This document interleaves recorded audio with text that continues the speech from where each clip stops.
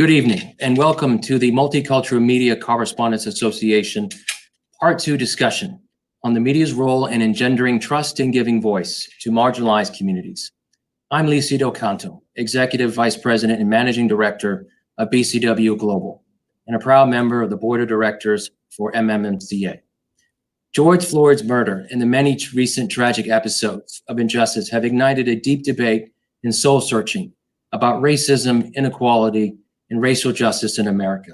In this historic moment of change, there's an ever greater need, now more than ever, for media to break down the walls of prejudice and ignorance and bring attention to the underrepresented and the voice of those who are otherwise voiceless, instead of helping to fuel misrepresentations of others and contributing to the divides that separate us.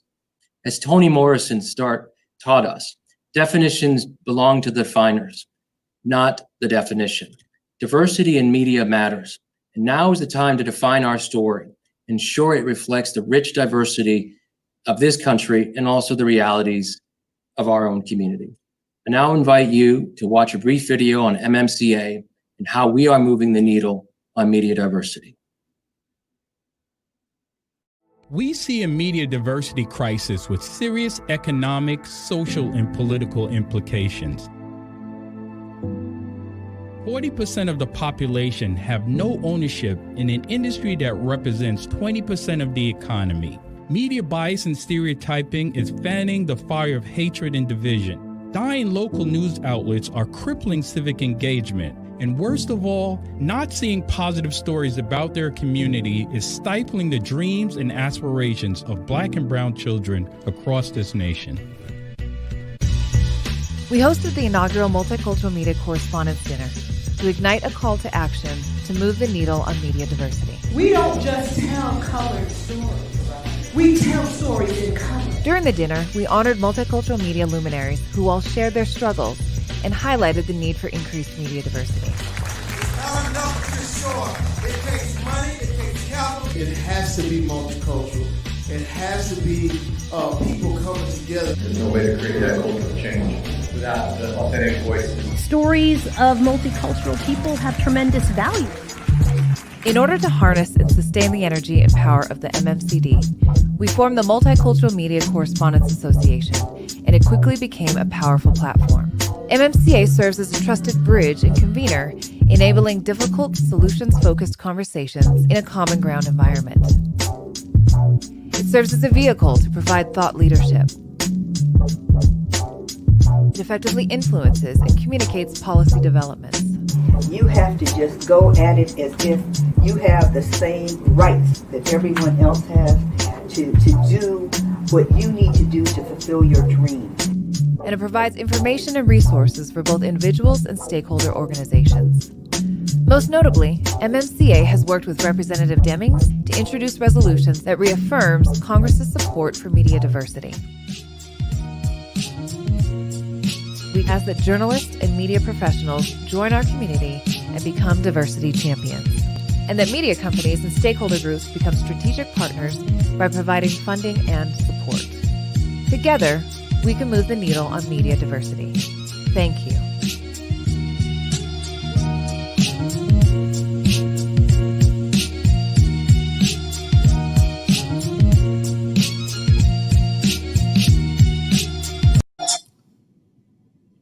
I'm now pleased to introduce you to MMCA co-founder and president, David Morgan.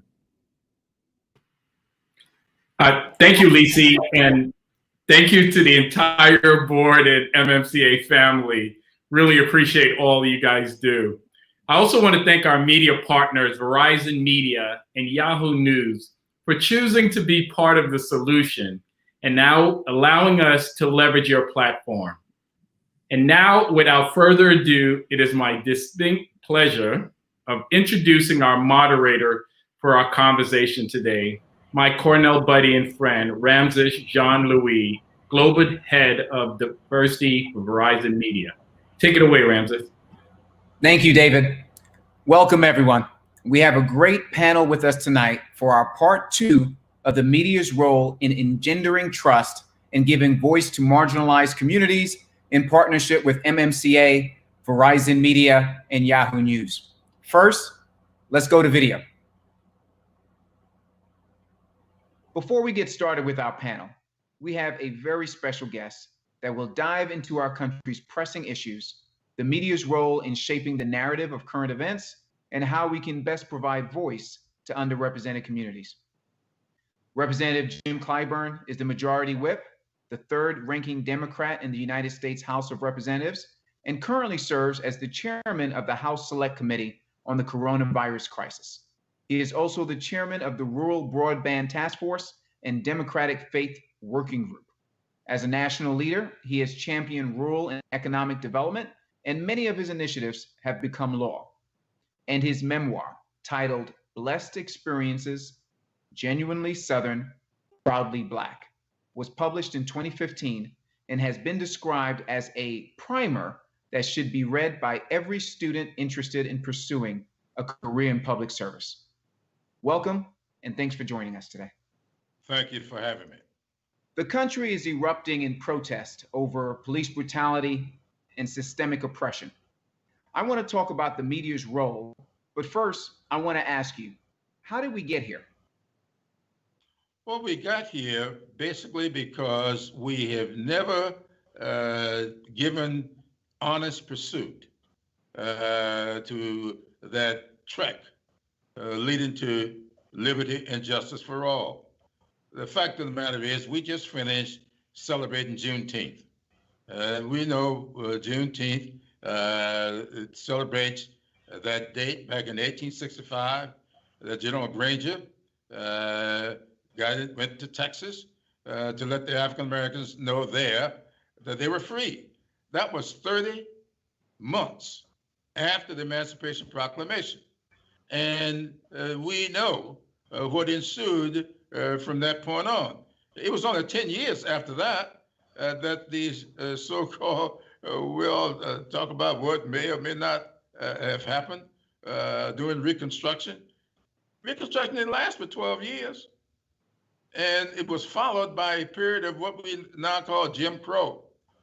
And so the country never really got serious about undertaking a pursuit until 1954, when the Supreme Court, in a unanimous decision, set out to desegregate schools. And you know what happened as a result of that. And so throughout the years, the country has gone left for a while, then we'll go back right for a while, then they go back left for a while.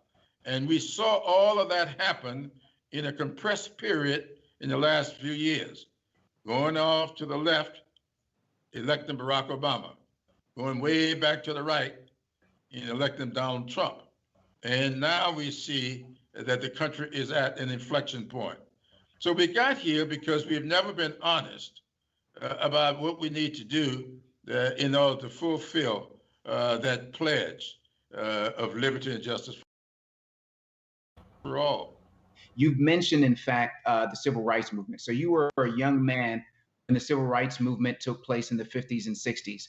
What are some similarities and differences between 60 years ago and what's going on with the current movement? Oh, the similarities are there. If you look at what's going on today, we were doing it. You know, John Lewis was the martyr in all of this. I mean, he was and the model for all of us. He internalized things a lot of us didn't. I never really internalized nonviolence. John did. So the commitment that people are showing today, it's very similar. Here's what's different. Back then, we had nobody with the relevant experiences that we could sit down with or that we could call upon. There were things that happened before us.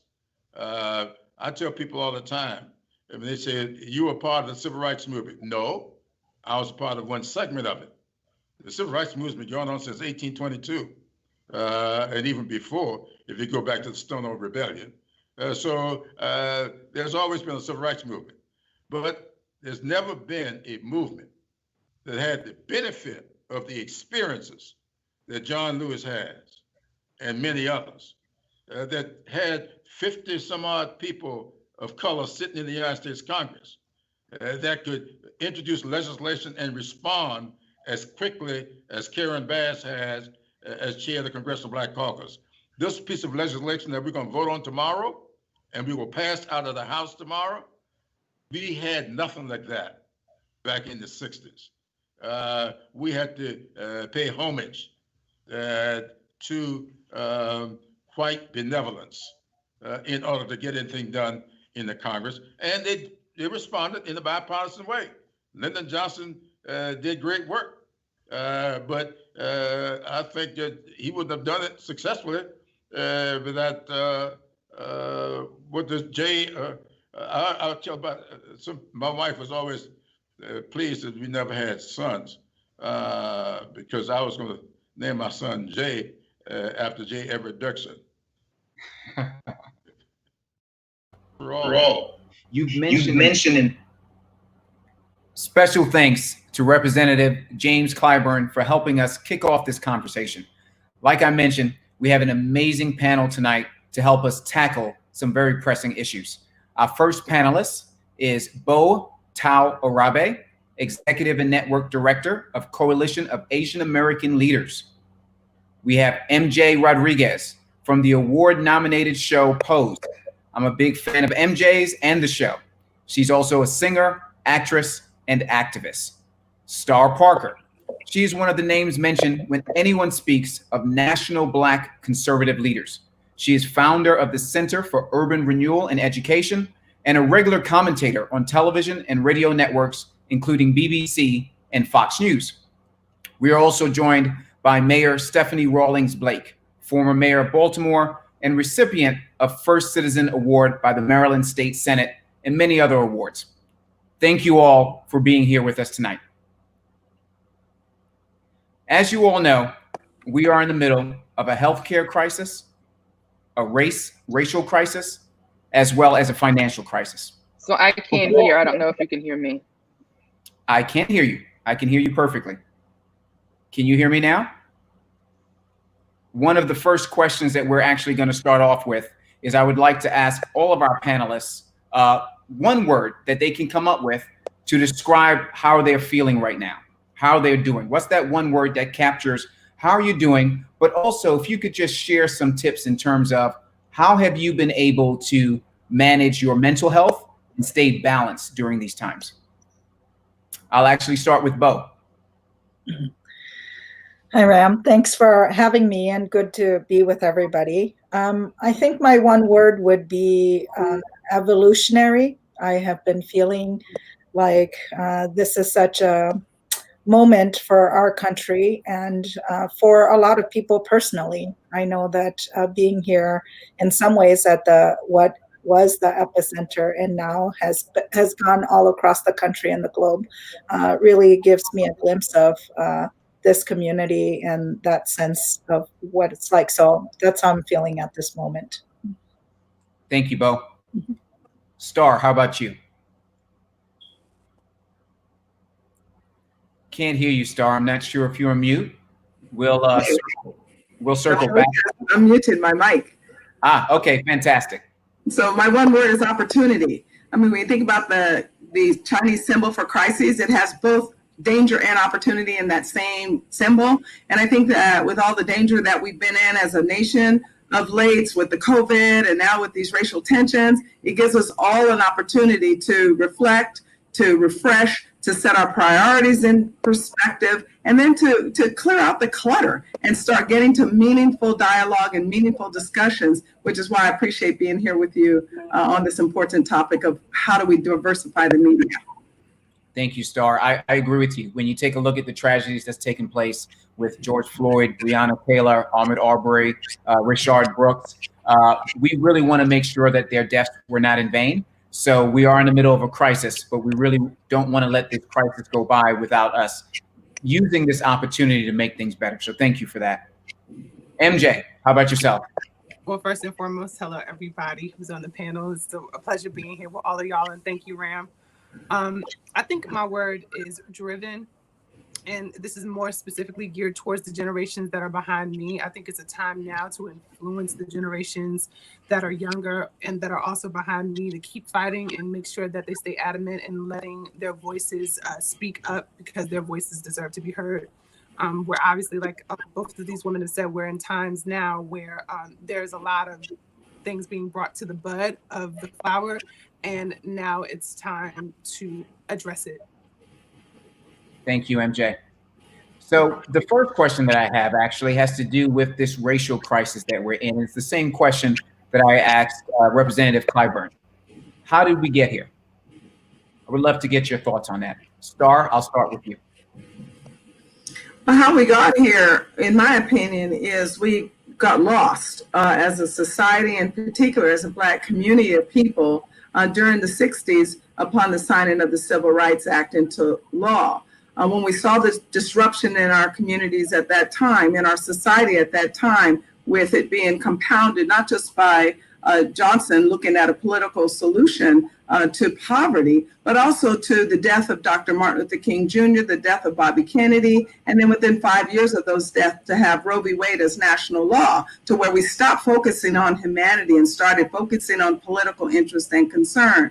So how we got here is because we started looking to the legislators for answers that perhaps we should have addressed ourselves. When you think about Dr. Martin Luther King Jr.'s I Have a Dream speech, I've assessed it into three different parts. He was talking to three different people. In the beginning, he talked to the country at large. In the middle, he talked to us, the Black community, the Negro, he called it at the time. And then in the end, he talked to those that were of faith, of his faith, people that would recognize the Christianity that drives our Constitution and our capitalism and our civil society. Well, when he talked to the Black community in that middle, he said the work is done. He said, go back into your communities and build. And I think that we missed an opportunity by coming to Washington, D.C., and then building on programs and upon programs to now have such a divide in our society that we're still talking about race, racism, and racial matters.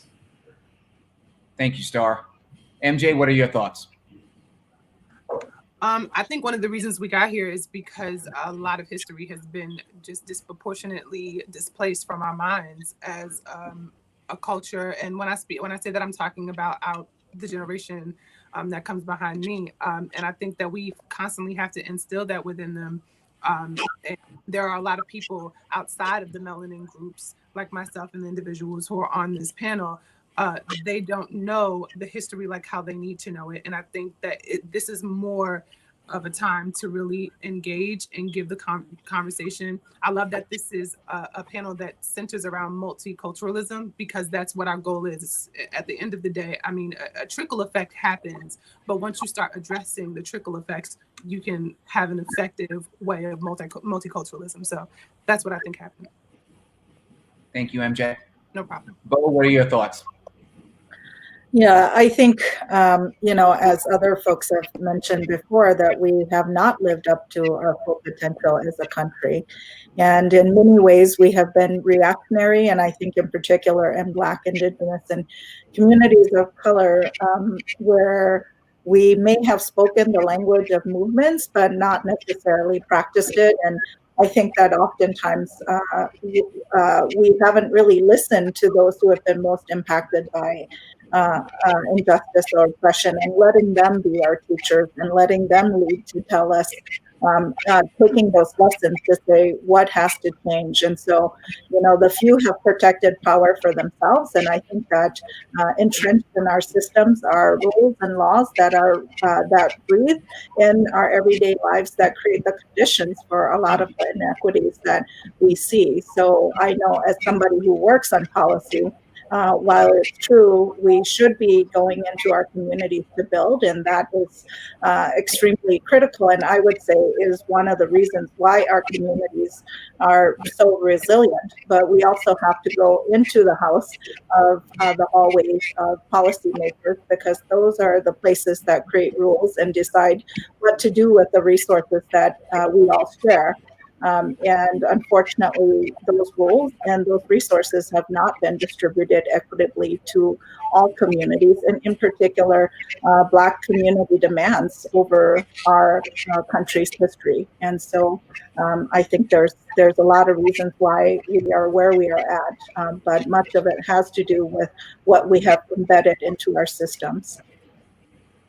Thank you, Bo. I'd like to actually, build on that and build on your comments. You actually said in an interview on the Minnesota Public Radio News that without focus, divisions will continue to run deep between communities of color, and the systemic racism will remain intact. Can you expand on that and help us unpack that? Sure. I mean, I think as somebody that has spent much of my life really building my own community, but also having to unlearn and relearn much of my country's history. I came here as a refugee child, so I have to say when I landed here with my family, I did not understand the history of this country, and it took me a long time doing the work to be able to understand that. And I would say throughout history, there have been attempts to really pivot Asian communities against Black communities. And it's a tactic that encourages us to turn on each other rather than to tackle our common oppression, which is really, a system of white supremacy in my eyes. And those efforts distract us from really creating real solutions that build cross-racial solidarity to root out racism in our systems. And so while I think that Asian Americans and the very concept of the model minority myth was really created to not respond to Black community demands, right? So I understand that, and I think it's really important for me to do this work, having that historical context so that I can build with my own community to understand that in this moment of COVID, when we are being blamed for causing the virus, it's important that the conditions or the positive attributes of being named a model minority is a myth. And in times like this, we remember that our status is conditional and subjected to being taken away by xenophobia, right? So it's important for me to have that historical context of this country and then to work in movement with other communities, Indigenous, Black, Latinx communities, because we all share a lot of common struggles. And unless we work together, it's easy to become siloed and think that each of our struggles are so different. Thank you, Bo. I appreciate that. You touched on a lot of great points. One, talking about unity among communities of color. How do we bring that about? How do we foster that? Because, we all have certain obstacles and hurdles that we face, and it will take all of us to overcome that together. You've also touched upon the concept of how do we make sure that we provide resources for communities that may be in need. I think specifically when we take a look at COVID-19, we've realized that it's had a greater impact on, African-American community and the Latinx community. We also realize in light of what's taking place with COVID-19, our Asian brothers and sisters are being attacked from a discrimination standpoint. And it will only take all of us to work together in order to be able to overcome that. So I would love to get other members of the panel to be able to weigh in as well. Stephanie, we were just talking and catching up on how did we get here and to kind of understand what are some of those underlying conditions. And then this way we'll be able to address those particular issues. So Stephanie, I'll start with you to see what are your thoughts on this? So first, I think Congressman Clyburn, in his remarks about how we got here, I think he really said it all. Our country has not dealt with its racist history. I think we've had fits and starts, and I think we are in the midst of another start that is a reckoning. And I appreciate what he said about that it's different now, because when he was actively involved in part of the civil rights movement, there was no Congressional Black Caucus. Now there is. And as someone who was motivated to enter public service because of people like Congressman Clyburn and all of the civil rights leaders that went before me, I think it's important to understand that there are people who choose service not to maintain the status quo, but inspired by the great leaders that went before us, choose public service, elected office to be a part of the change that we want to see in our community. Thank you, Stephanie. MJ, I would love to get your thoughts as well. I know my standpoint kind of keeps going back to generational. I think that's the main focus for me, because there are individuals that are behind me and there are individuals that are before me that don't have the understanding of the Black movement, who don't have the understanding of different cultures around the world. And I think we have to, most importantly, alongside what a lot of these women have said, is acknowledge the history, but also acknowledge the struggle and try to see how we can work around it. There is a reckoning, Stephanie, I agree 100%. And I think that it constantly needs to happen. I think we should also address what the considered marginalized groups are, but also come out of it and take back who we are as a people who started a lot of things, who started a lot when it comes to our culture. I'm in hope that things will change, but we all know that it takes time as well. So with that being said, I think these are the necessary steps, and hopefully the people within all types of walks of life understand the one that's happening now, and it's specifically geared towards melanin Black lives. Thank you, MJ. Appreciate that. Star, I would love to get your opinion as well. I know in corporate America, the conversation that we've been having really have been revolving around systemic racism and the impact that that has had on the African-American community. So one of the things that we're talking about in the discussion is how do we support the African-American community in light of systemic racism and the obstacles that that has created over time. Would love to get your thoughts. Well, in order to answer that question, I would have to buy into this idea that I believe there is systemic racism. I don't. One of the challenges that I have with some of this discussion is that we all are supposed to buy into the same mission just based on our ethnicity. Some people want to just be free and not look to purge racism because they believe, including myself, that you'll never purge racism. You're talking acts of heart. What we want to do, though, is have a civil environment to where we all can prosper and live in peace, that we will all be protected by the law. So that's where the public policy does come in. That's where we can say, are there things that we can change so that people will feel that they are a part of this society? When you mention corporate America, for instance, one of the biggest challenges that we are having is that when we moved into the 70s after the civil rights era, we started looking at racial preference programs and affirmative action programs to try to further the interests of African Americans, as opposed to just letting individuals rise and where there were challenges for them to litigate. I think that we overfocus sometimes and we lose sight of differences in our community, in particular when those differences are rooted in different worldviews. Thank you, Star. Appreciate that. And I would love to perhaps get a little bit of background on the organization that you started. In fact, you're the president of the Center for Urban Renewal and Education, also known as CURE. One of your many objectives is to create public policy that transitions poor Americans from government dependency to economic independence. How does that look like? What does that look like?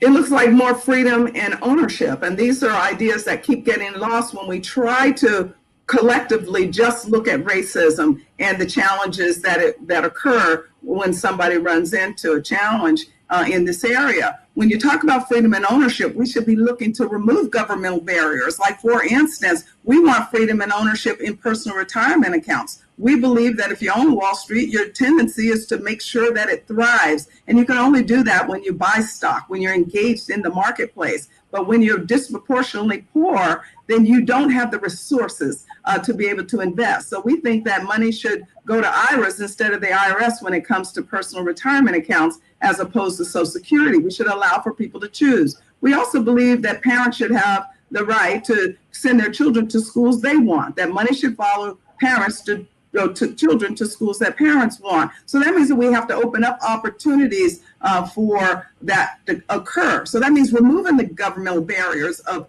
forcing children into particular public schools. So I think when we start thinking beyond the ideas of purging racism from places that others might determine that they can find it, and we start getting into what it really will take to bridge that gap, that income gap, and to build net worth, and we might find some solutions that are more equitable for everyone just to live free with any associations they want.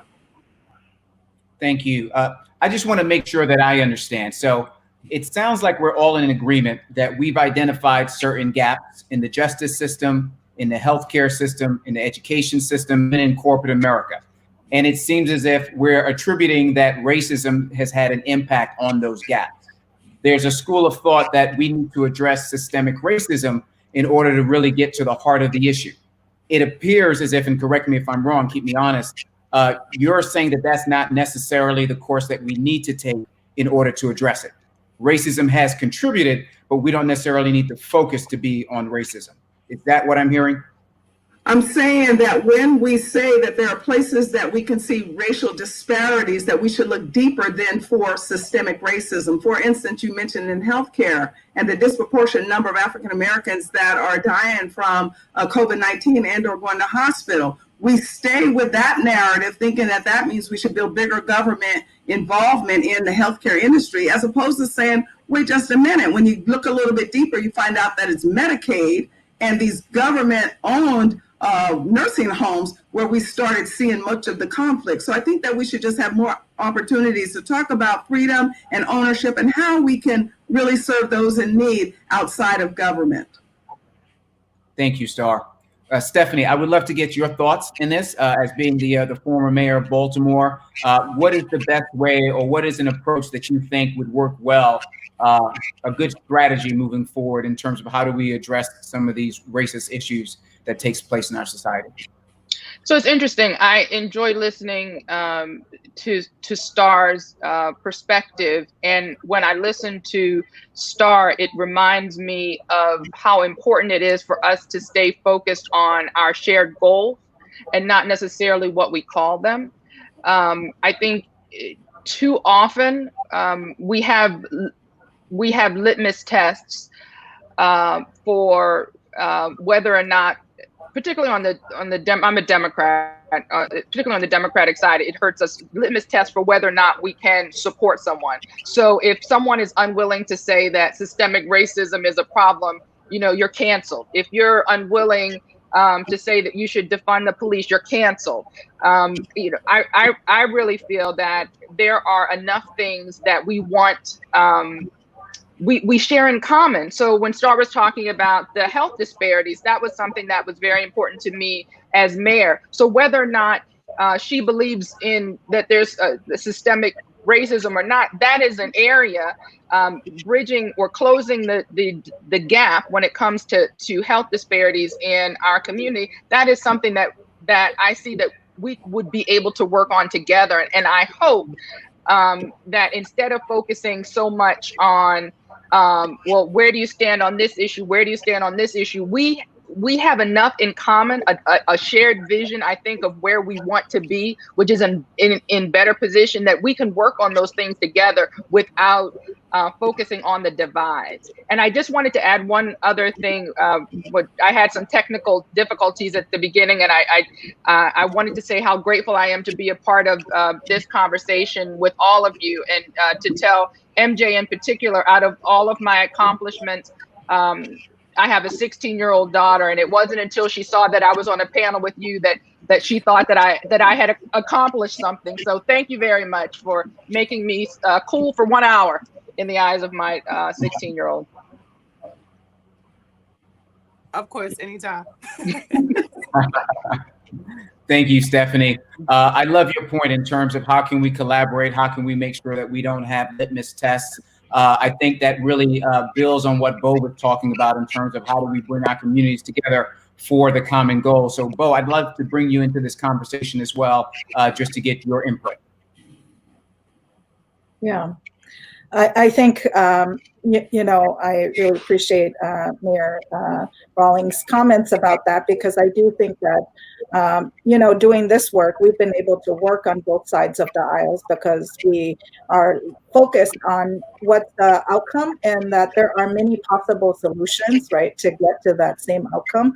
And so in particular, when it comes to economics, I do think that what is important is that we also just don't look at ourselves, and that we think about our whole communities, and we don't do away with data that tell us that there are generational poverty issues, and that is not just a personal responsibility, but there are conditions that deserve our attention, so that we can help to eliminate some of those conditions. So I do agree that when we think about the future and when we think about the possibilities, we have to tap into all the assets that we have as a community. I would say there's so much brilliance in our communities that sometimes go unseen, right? Because we maybe don't have the belief factor ourselves, but also we may not necessarily know how to do certain things or get the kinds of investments that we deserve. But I have also seen that there are real conditional challenges that lie in the way of our communities being able to get those things. And so I do agree that there are ways in which we can work on common goals, and then we should not forget when we have data and historical facts that tell us that certain communities are continuously left behind, and that is all of our both interest, self and collective interest to do that, because when we can raise the bottom, then it helps all of us, right? Because there is a societal cost to all of us if we don't pay attention to what happens to students who are at the bottom, to what happens to families who have generational poverty. All of those things are important to us, and there's a collective interest there. So I just want to say, I do think there is both a personal and a collective responsibility to work on things together. Thank you, Bo. I appreciate that. So one of the things that we touched on was defunding the police. And I know there's a wide variety of different perspectives on that. I would love to actually start with you, Stephanie, and then go to MJ to get your thoughts in general in terms of what does police reform look like? What should it look like? And is defunding the police a viable option for us to consider? I think it's, when you say defund the police, it means so many different things to so many different people. I think it's hard to say in broad strokes that defunding the police makes sense across the board. I do think it's important for us to rethink policing across the country. And I was a very strong supporter of police reform and the work that I did as mayor. And what I know is that it is work that, as MJ says, it does take time. You know, that the advocacy and the trying to right the ship when you have generations of these systems, it takes time. So what I would say is we need to rethink policing. We need to be open to what that looks like. And I think it's very personal and very specific to the community, because the communities in Baltimore aren't necessarily looking for the same thing as in the outskirts of Philadelphia or in Phoenix or anywhere else. You have to be open to what policing looks like in your community, and try to work to fund the police at a level that gives you that gives communities the safety that they need and deserve. My fear in this effort to defund the police and the knee-jerk reactions that are going around across the country is, my fear is that the most vulnerable communities will pay the worst price. We don't have any guarantees what defunding police means to those communities that suffer the most with violence on a day-to-day basis. And communities that are vulnerable are also the ones that are marginalized when it comes to understanding their franchise or their ability to engage in government in a way to make sure that they are protected. So my concern is that, that someone continues to speak up for the least of us as we talk about defunding the police, so that the communities that live with violence on a day-to-day basis aren't further limited by the efforts to rethink policing. Thank you, Stephanie. Before we go to MJ and Star to respond as well, I just want to remind everyone that we will be opening this up for Q&A. So we want to hear your comments, we want to hear your voice, and we especially want to hear your questions. So please feel free to send in your questions. With that, I'll turn the mic over to you, MJ. I'd love to get your thoughts on what does police reform, what should it look like? Well, first and foremost, I agree solely with Stephanie on this one. And on a broader scale, what it looks like to me is finally getting in space police officers who can actually do right by the citizens of the world, right? As she said, it's a broad stroke to see how that would work, being as though there are different circumstances that happen in different areas. And if we were to completely defund the police, it would result into a lot of chaos, right? So instead, in the broad scheme of it all, I think of when a police officer goes in for 6 months compared to a firefighter. That's something that needs to be evaluated. But in order to do that, there needs to be some kind of, like I said, defunding to make sure that that can actually be reiterated, or there can be some space to create it for these police officers or these people who come into the units, who come into education for this. They need more space to learn so that they know how to deal with the citizens of the world, citizens of the state, and citizens of this nation in general. That's what it generally looks like to me, and I hope it gets there. But that's only a hope. There's so much more to do. There's so much more to lay down. I always say there's a soil to be laid so that seeds can grow. And I think that we just need to keep laying the soil. Thank you, MJ. No problem. Star, I'd love to get your thoughts. Well, you asked us about one word to define where we are in this moment in history, and I said opportunity. And I think with the discussion about police reform, it gives us an opportunity also to look at union reform over policing. I don't like the idea of nationalizing and having a bigger, heavy hand here in Washington, D.C. to start looking into very local communities and perhaps some type of oversight when there are dilemmas with police officers. But what we're finding out now that there's such a focus on this particular area is that, on a local level, they've negotiated union contracts to where in many of our hardest hit communities, the officers of those communities can't live there. Well, this doesn't do much for community development and community interaction. I think that we should rethink how this is done when it comes to the overemphasis of unions to protect those that are bad actors. We see it all the time, and not just with police unions. We see it in teachers' unions. We see where the rookies and the rebels end up in poor communities. And in poor communities where we already have a lot of brokenness, it escalates to tensions that then we discuss nationally. So the fact that we're having this conversation is really good, but I think that we should put all of the issues on the table so that we can have much better access to local policing that is community oriented. I think that number two, we should look at branding these community servants that want to protect, that are driven to that protection, so that we will have more African Americans and other people of color wanting to become police officers of their own communities. This will help us build healthier environments, especially as we've seen the collapse of family and marriage in most of our hard-hit zip codes. Thank you, Star. Bo, I would love to get your thoughts on what should police reform look like? Yeah.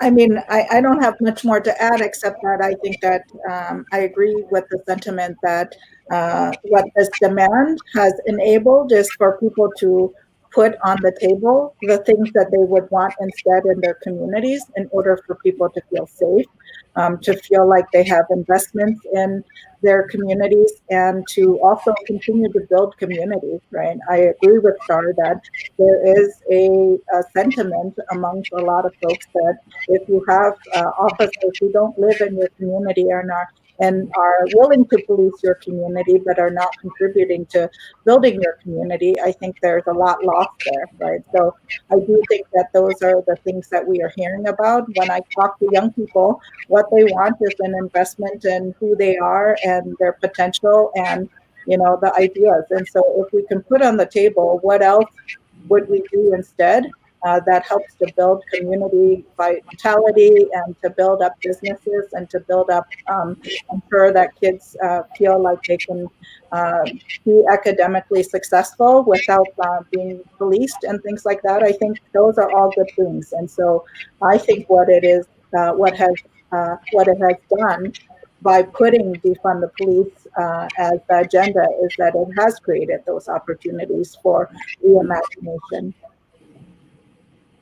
I wonder if I could add something here, because I really appreciate what Bo just said, just to elaborate on one point, the overwork that the police are now asked to do. You kind of mentioned it in passing, this community work that the police are asked to do. They're not there to be our social workers. So it is healthy that we're having these types of discussions to see if there are other areas in these local communities to where we can pull strength and energy and help so that the police are not doing it all, and which would then free them up to do what they're supposed to do, which is catch the bad guys. Thank you, Star. We have a lot of great questions coming in. I have a couple of more questions for the panel before we open it up to Q&A. My first question, I'm going to direct it to you, MJ. Wanted to touch on some news that came out last week. The landmark Supreme Court decision recognizing that workplace discrimination based on an individual's sexual orientation or gender identity is prohibited by the Civil Rights Act of 1964. What are your thoughts on this decision, and what does it mean to you personally?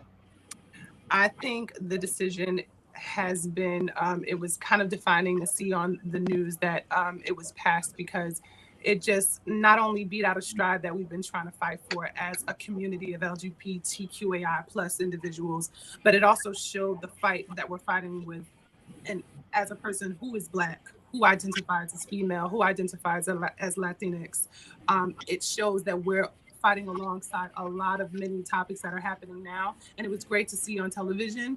What it looks like to me is that there's still work that needs to be done, because there are still places within even my own community that need to be fixed. This is just only the first step, and there are many steps that need to be taken in order for our lives as people, just in general. And I agree with you, Star, from the first moment that you spoke about everyone coming together. My idea of the human race is us being together generally as a human race, right? But there are certain things that trickle down after the human race that we have to shed light on. One of them being the Black lives that are being lost, one of them being the injustices that are happening, like Bo mentioned, with individuals who are Asian in different areas, and when it comes to African American people, and obviously the one that we mentioned right now, which is the LGBTQAI plus community, who is disproportionately displaced due to who they are and obviously what other people have when it comes to their ideals and differences and beliefs. I think that this is the first step, but there is more work that needs to be done. I think if I can speak specifically to the younger generation of the African American community, I implore them to constantly be open and understanding, and not be thwarted by the many things that they may see or may hear, or what the ideals or stigma of a woman like myself or a trans man is. Instead, open your minds to speak about it, talk about it, and have the discussion. And this was the first step to that. We had a lot against us. Everyone had a lot against them in this time. But with this being passed by the individual who is in office now, it also showed a lot of resistance to us as human beings. And the win, to me, was such a great stride and a great step to moving the needle forward. And I think there still needs to be more work done. Thank you, MJ. I agree with you 100%. I definitely think it's a win. It's a win for diversity. It's a win for inclusion. Making sure that when you make sure that one group of human beings cannot be discriminated against and that everyone has the right to justice, that's a win for humankind just overall. So you are right. It is a step in the right direction, but it's a first step, and there's still a long way for us to go. Bo, I'd love to put you into this conversation as well. What are your thoughts on the decision? And if you could also perhaps chime in terms of what are your thoughts of what does allyship mean and represent?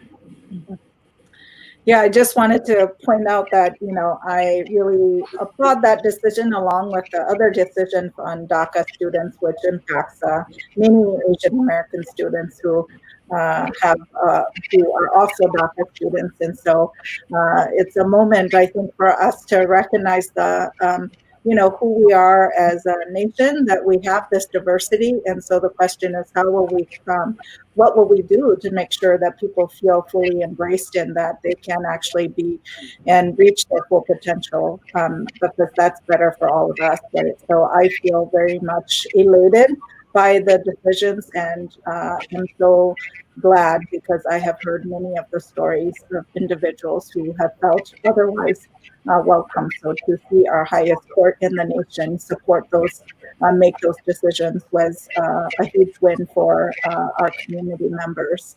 I think, to me, allyship is really it starts on the sentiment that we care about each other, right? Regardless of our struggle. Of course, I was not born in this country, and the country in which I was born in is now communist, and so I understand that we are privileged to live in a nation where we can struggle over things. It's not always going to be perfect. And so I hope that allyship is really about being able to struggle well and to struggle together to ensure that all of us can reach our full potentials, and that our communities can do well generationally, not just me, but from generation to generation.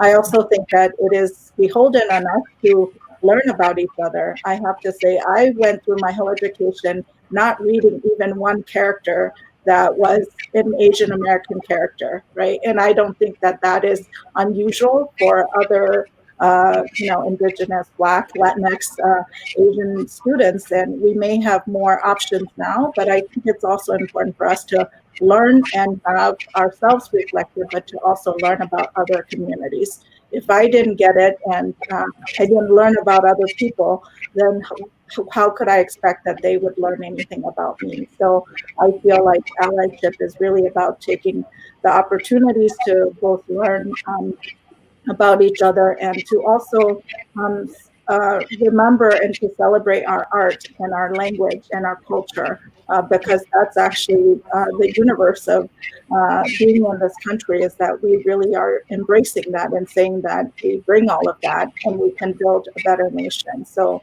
I hope that this is a moment for all of us to also embrace those things. And let me know if I can add something about being an ally. Yes, please, Stephanie, go ahead. I would hope that when people think about being an ally, they think about the work that they can do themselves and with other allies before they put what they're feeling and they're going through on the people that are struggling. What I hear so much from other African Americans is their frustration when they are hearing from, allies or people that want to be allies, and they're hearing from it in a way that is not productive, that is further putting upon community members that are really struggling right now. It is bad enough that we are all collectively dealing with this pandemic and all of the highs and the lows that come with the roller coaster of being separated from your friends and your family. Then to go through this horrific time of racial distress, many of us, many African Americans, are truly struggling. And then to have individuals who say that they want to be allies further, kind of layer on that their struggle. I hope that people think twice about doing the work within that ally group, within themselves, before they, sort of try to purge their guilt by, making confessions to their 5 closest Black friends. because a lot of us, I think have heard enough, and are looking for some action that happens outside of us having to sign off on it. Mm-hmm. Agreed. Thank you. Star, I'd love to get your thoughts as well with regards to the Supreme Court decision. I think that the Orthodox community, religious community, makes incredible contributions in this country, in particular when it comes to the most vulnerable and those in most need. And so it's going to be interesting to see how they are going to work in this new environment that is in conflict with the very scriptures that they behold. And I'm hoping that as a result of them pulling out of much of their relationships and ties, that the communities that need them the most don't get severely hurt by this new secularism that has permeated our culture and our society. Thank you, Star. We do have a couple of questions that came in on the Q&A. I do understand that we need to go to our next segment, so I will just ask one of the questions quickly. One of the questions that was posed was, how do we capitalize on this moment, and what does the path forward look like? I will toss that question to Bo.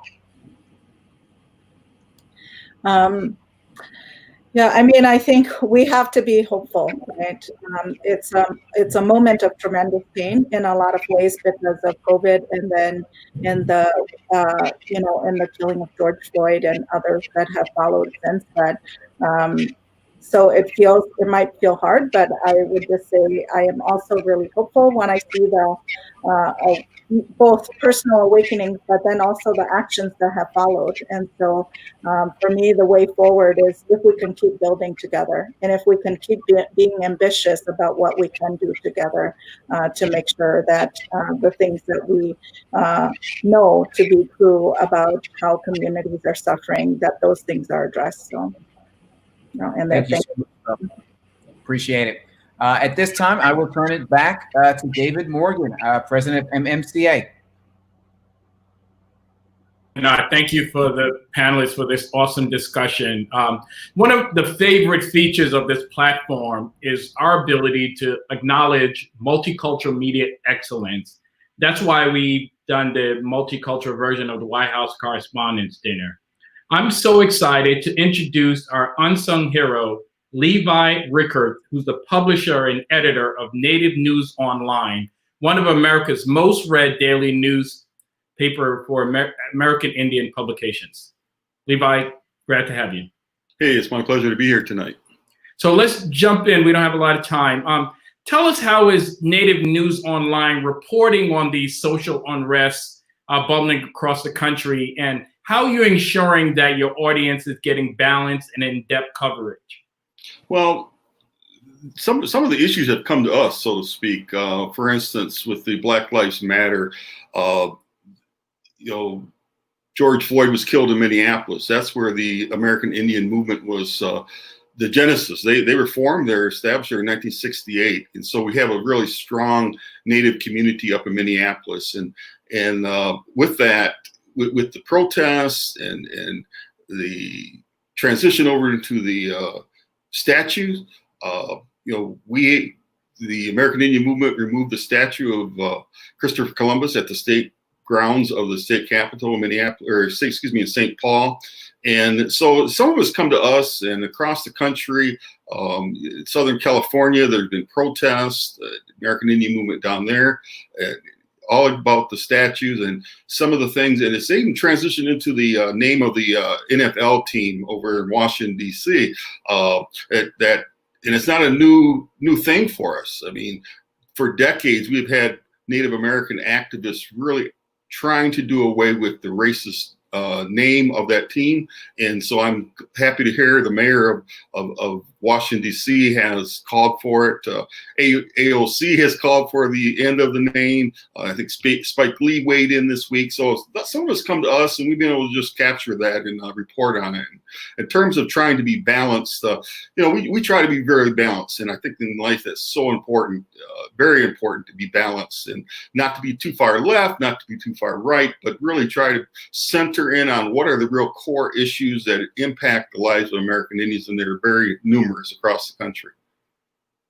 Can you tell us a little bit about some of the struggles you're having with reporting? I know COVID has been a disaster for a lot of local and diverse publishers. So tell us, how are you faring and what can we do to help? Well, thank you for the question, because we've actually been at capacity level, and we received a Facebook grant, and it's now just kicking in. We've hired some reporters so far, and we still need reporters to go out into some of the local areas, and we have a national footprint, 400,000 Facebook followers, 59,000 Twitter followers. So that's been really good for us. But truly, in order for us to do a better job, we need more advertising so we can hire more reporters, and on and on. And many times American Indians are considered the forgotten minority in the United States. So David, I really do appreciate being brought in, and I don't really consider myself a hero. I'm trying to do my service, and journalists do service. And I'm a longtime community activist, advocate for decades, and I've been able to transcend into journalism, my activism, but at the same time, to your point, keep it balanced as much as possible. Well, thank you for all you're doing, and you can count on our support. Take care. Oh, thank you very much.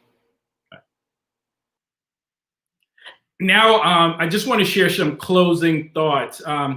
This discussion was really about the why, and I'm really glad that the panelists was able to show why it's so important that we're successful in coming up with consensus-based solutions to make sure that we have balance in our reporting, and that more importantly, we have more media, diverse media ownership and control. So be clear, I wanted you to get this from the discussion. Media has unparalleled power to influence the economic, social, and political actions and outcomes. So these discussions, making sure that we're able to bring out these diverse perspectives, are incredibly important. We also want you to stay tuned, because now we're going to move into the what and the how. And I have my colleague, Lacey, just with his closing thoughts. Thank you, David. I couldn't agree with you more. If you want to have the kitchen table conversation, as my friends in the South have, where you have true, honest conversation, then you've come to the right place. And today's panel, and I want to thank them all together with the entire board for their amazing job, for the conversation they just had with us, is an example of just that.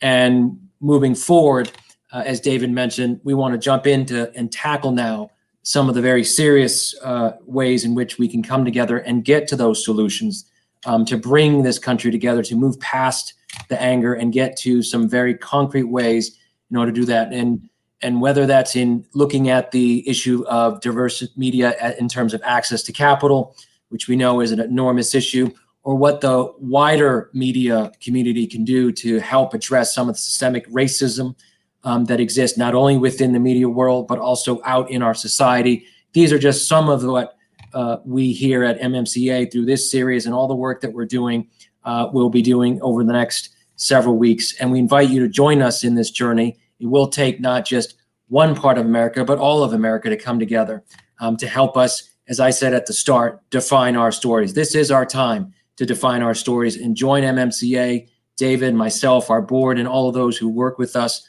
to help us ensure that we can define our story and move the needle on diversity.